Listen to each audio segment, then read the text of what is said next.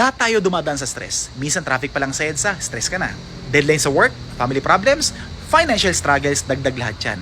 Pero kapatid, tandaan mo, normal lang stress. Ang hindi normal, yung manatili kang kakainin nito. Matthew 11:28, "Come to me all who labor are heavily laden and I will give you rest."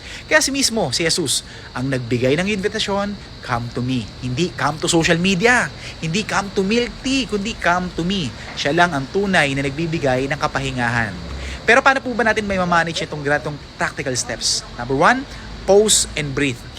Kapag sobrang bigat na, hinga ka muna. Relaxation is not a sin, kaibigan. Kailangan natin ang katawan natin yan at ang utak natin yan. Number 2, prioritize. Hindi lahat dapat sagutin. Hindi lahat dapat bitbitin ng sabay-sabay. Learn to say no. Number 3, people. Surround yourself with godly and positive people. Minsan ang stress lumalala dahil sa mga kasama natin. Piliin ang circle na nagdadala sa iyo papalapit sa Diyos. Hindi papalayo.